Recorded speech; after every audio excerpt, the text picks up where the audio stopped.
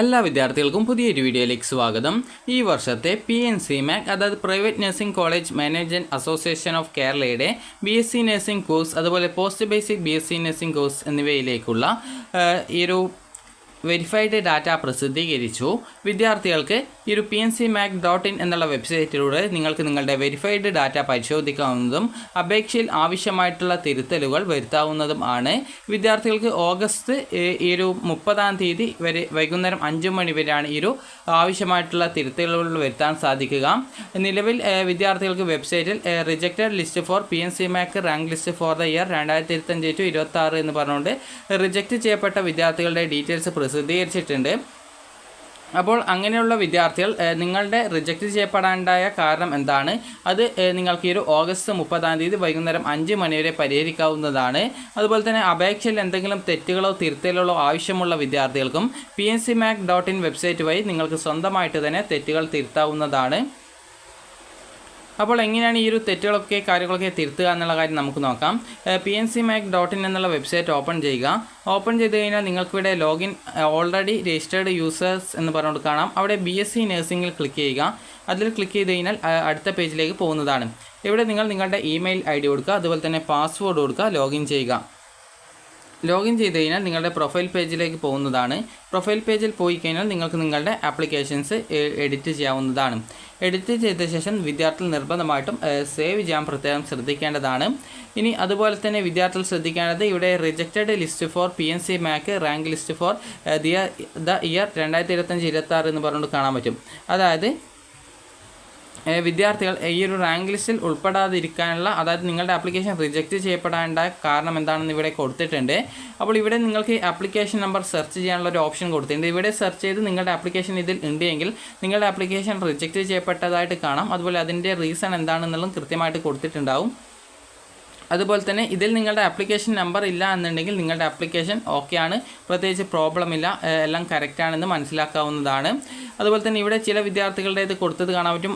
English <50 എന്ന് പറഞ്ഞുകൊണ്ട് കൊടുത്തത് കാണാൻ പറ്റും. ഇതെന്താണെന്ന് ചോദിച്ചു കഴിഞ്ഞാൽ ഇതിൽ BSc നഴ്സിംഗ് കോഴ്സിന് PNCMAC അപ്ലൈ ചെയ്യാനായിട്ട് ഇംഗ്ലീഷിന് 50% മാർക്ക് വേണം.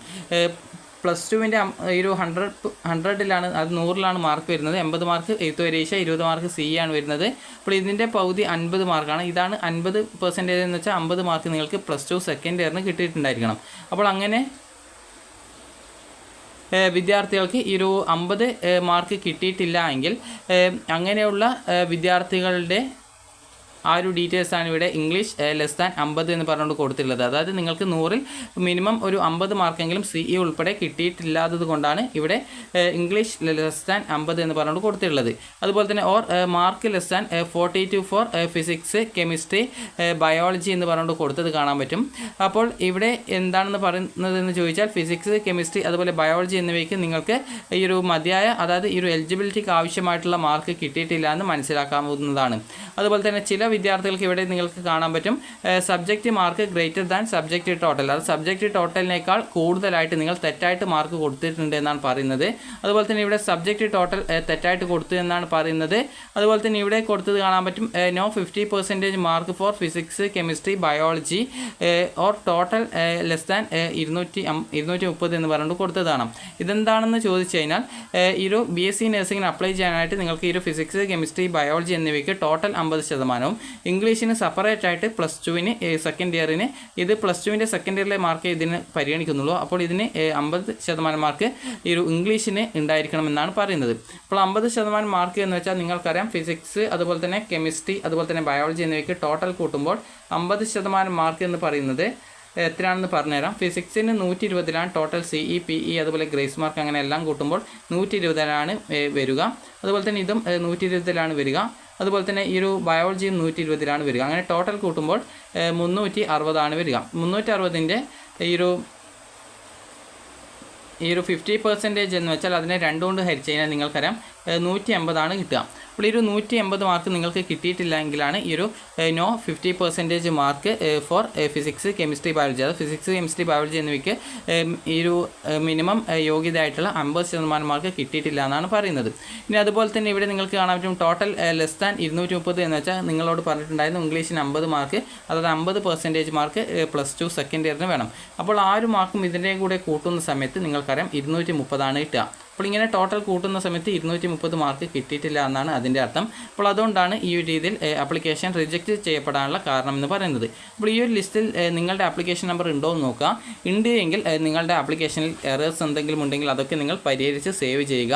അതുപോലെ തന്നെ എറേഴ്സ് ഒന്നും ഇല്ലെങ്കിൽ പ്രത്യേകിച്ചൊന്നും ചെയ്യേണ്ടതില്ല. എന്നാൽ ഈ ഒരു ലിസ്റ്റിൽ നിങ്ങളുടെ പേര് അല്ലെങ്കിൽ നിങ്ങളുടെ ആപ്ലിക്കേഷൻ നമ്പർ ഉണ്ട് എങ്കിൽ നിങ്ങൾ എന്താണ് തെറ്റ് എന്നുള്ള കാര്യം മനസ്സിലാക്കി അത് തിരുത്താൻ ആവശ്യമായിട്ടുള്ള കാര്യങ്ങൾ ലോഗിൻ ചെയ്ത് ചെയ്യുക. ലോഗിൻ ചെയ്യാനായിട്ട് ഇവിടെ നിങ്ങൾക്ക് കൊടുത്തിട്ടുണ്ട് ലോഗിൻ ഓൾറെഡി രജിസ്റ്റേർഡ് യൂസേഴ്സ് എന്ന് പറഞ്ഞുകൊണ്ട് കൊടുത്തിട്ടുണ്ട്.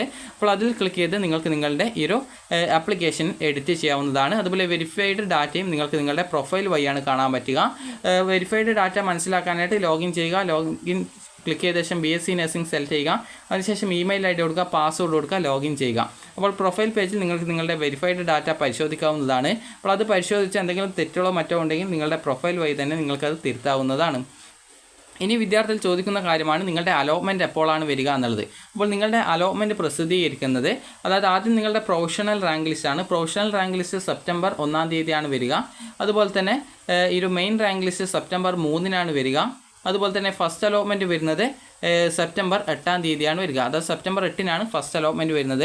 സെപ്റ്റംബർ 8-ന് ഫസ്റ്റ് അലോട്ട്മെൻറ്റ് വന്നു കഴിഞ്ഞാൽ പിന്നീട് ഈ ഒരു നിങ്ങൾക്ക് അലോട്ട്മെൻറ്റ് കിട്ടിയിട്ടുള്ള വിദ്യാർത്ഥികൾ ഈ ഒരു 10,000 രൂപ ടോക്കൺ ഫീസായിട്ട് അടിച്ച് ആ ഒരു സീറ്റ് നിങ്ങൾക്ക് കൺഫേം ചെയ്യണം. അലോട്ട്മെൻറ്റ് കിട്ടാത്ത വിദ്യാർത്ഥികൾ പ്രത്യേകിച്ചൊന്നും ചെയ്യേണ്ട. അലോട്ട്മെൻറ്റ് കിട്ടിയിട്ട് ഇഷ്ടപ്പെട്ട സീറ്റ് കിട്ടിയ വിദ്യാർത്ഥികൾ ഫീസ് അടച്ച ശേഷം ഹയർ ഓപ്ഷൻസ് ഡിലീറ്റ് ചെയ്ത് കൊടുക്കുകയാണ് ആ ഒരു ഘട്ടത്തിൽ ചെയ്യേണ്ടത്. അപ്പോൾ ആ ഒരു സമയത്ത് അതേക്കുറിച്ചുള്ള ഡീറ്റെയിൽഡ് വീഡിയോ നിങ്ങൾക്ക് ഈ ഒരു ചാനൽ വഴി അറിയാൻ സാധിക്കുന്നതാണ്. അപ്പോൾ ഈ ഒരു വീഡിയോ നിങ്ങൾക്ക് ഉപകാരപ്രദമായിട്ടുണ്ടെങ്കിൽ ലൈക്ക് ചെയ്യുക, ഷെയർ ചെയ്യുക. Thank you for watching.